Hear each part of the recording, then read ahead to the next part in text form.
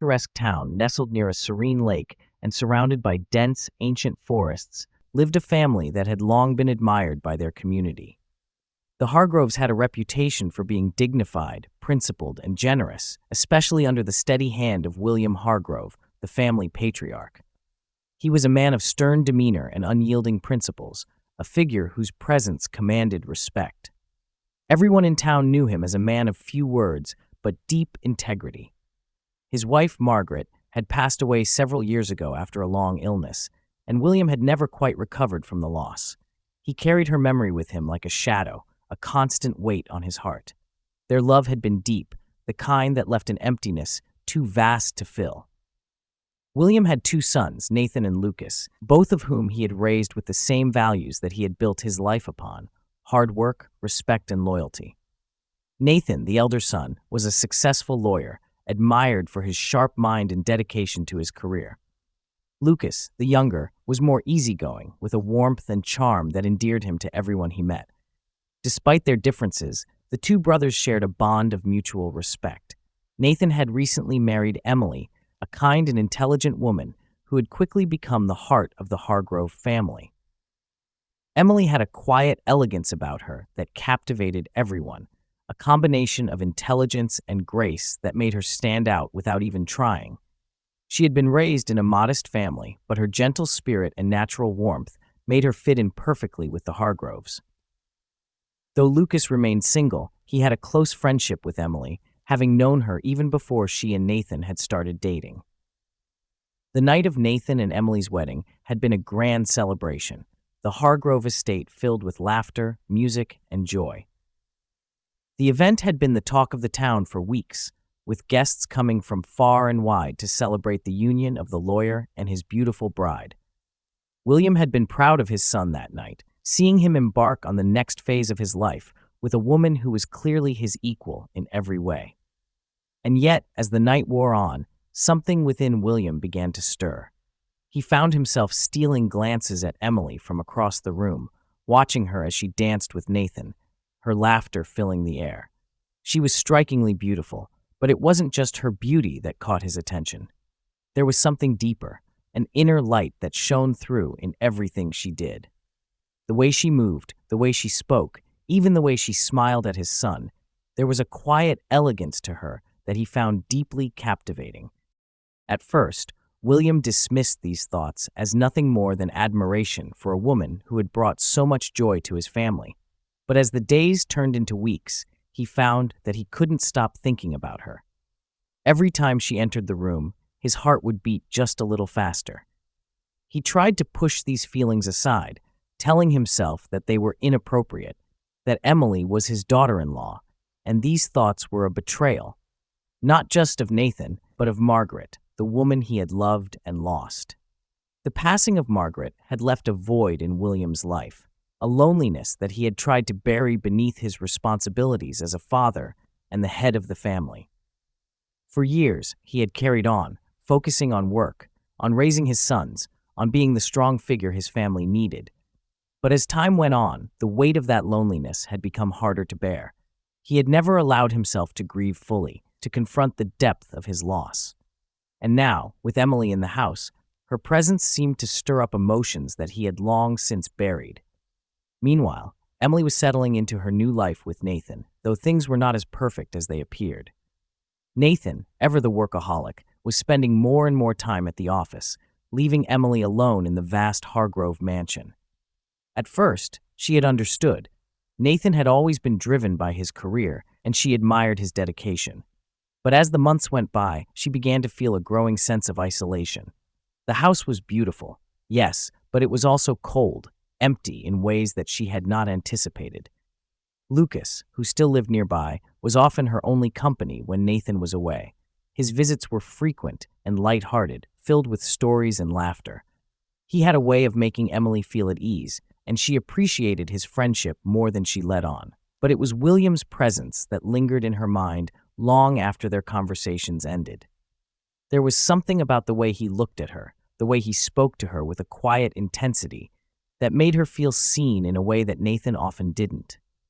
William, for his part, tried to maintain a distant but cordial relationship with Emily, careful not to let his internal conflict show. He would offer her kind words over dinner, listen to her speak about her day with genuine interest, and then retreat into the solitude of his study, where he would spend hours grappling with the feelings that he knew were wrong but couldn't seem to shake. As time went on, the tension between William and Emily grew.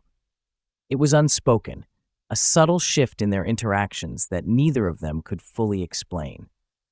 There were moments when their eyes would meet across the room, and the air would seem to thicken with unspoken words. It wasn't long before they found themselves seeking each other out, their conversations growing longer, more personal. They spoke of everything, of life, of loss, of the future.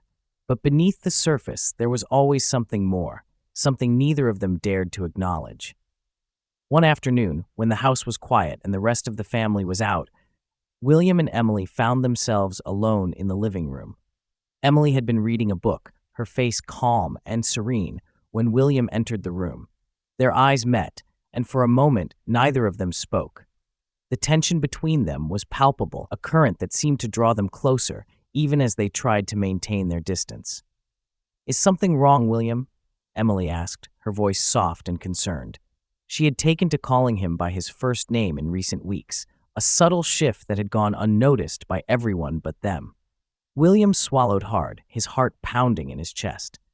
"No," he said, though his voice was hoarse, betraying the storm of emotions raging inside him.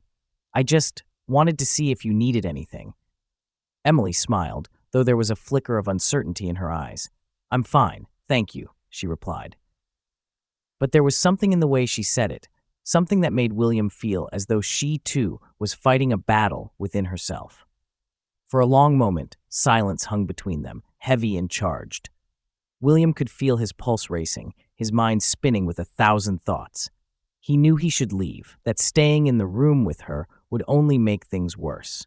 But his feet remained rooted to the spot, as though some invisible force was holding him there.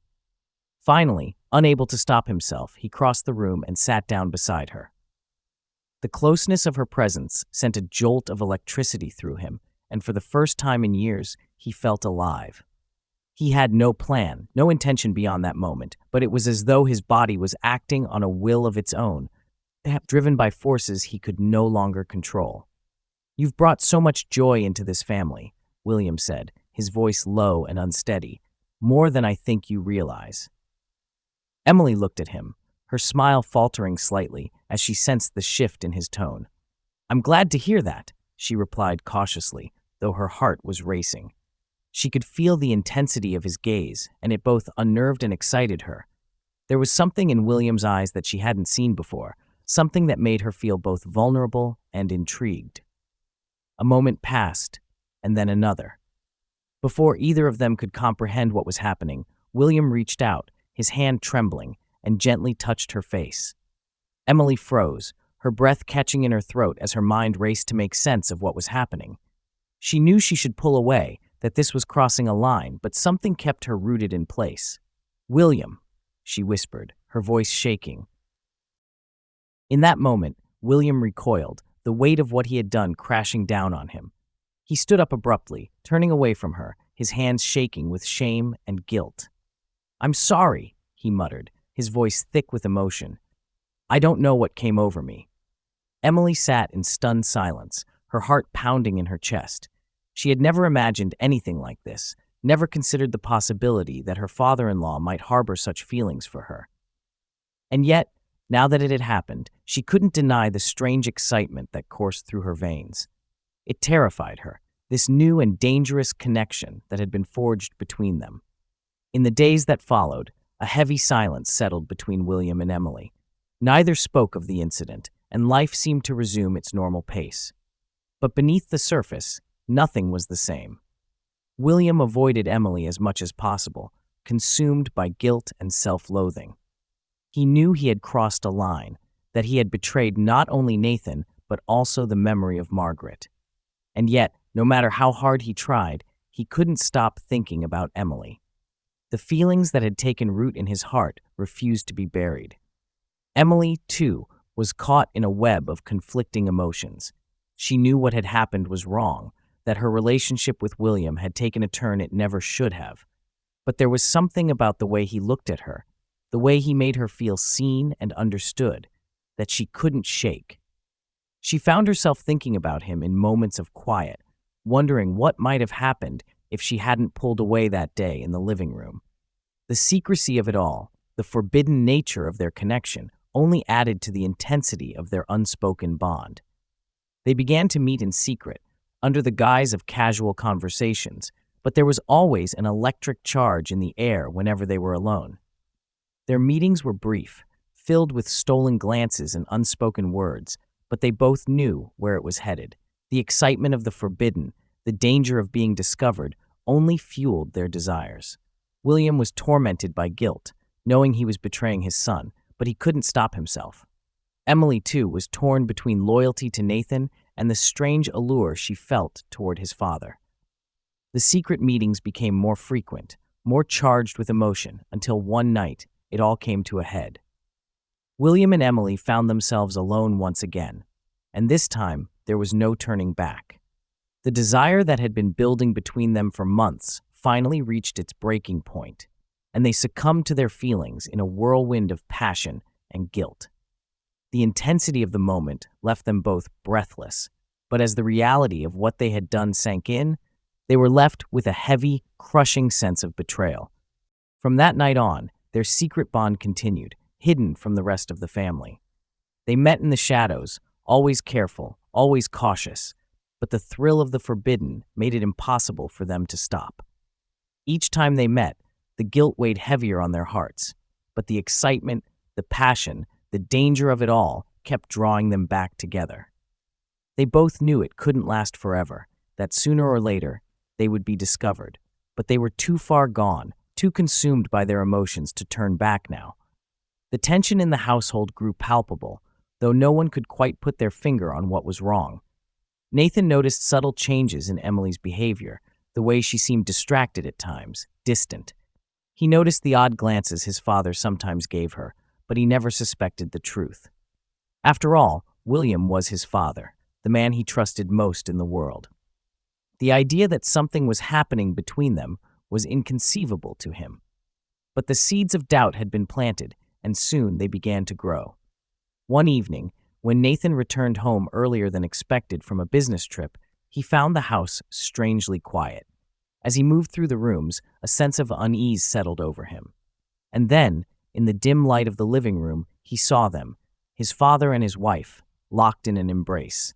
The sight hit him like a physical blow. The air knocked from his lungs as disbelief gave way to shock, and then to a searing, unbearable pain. His world shattered in an instant, and the betrayal cut deeper than he could have ever imagined. Nathan's voice, when it finally came, was cold and hard. "What is this?" he demanded, his voice shaking with rage. William and Emily broke apart, the blood draining from their faces as they realized they had been caught. There was no explanation, no excuse that could undo what had been done. The truth was out, and there was no going back. In the days that followed, the family was torn apart by the revelation. Nathan couldn't bear to look at his father or his wife, the two people he had trusted most in the world. The betrayal was too great, the wound too deep. William, consumed by guilt and shame, retreated into himself, unable to face the consequences of his actions. Emily, too, was racked with guilt, torn between her love for Nathan and the undeniable connection she had felt with William.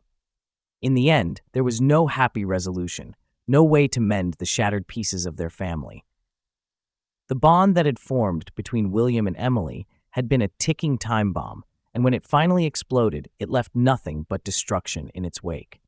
The excitement, the passion, the thrill of the forbidden had all come at too great a cost, and in the end, no one was left unscathed. I don't ever slow up, no I don't take shit. I got no love for the fakeness. If you wanna play tough and wanna hate this, I'll always show up. I don't ever slow up, no I don't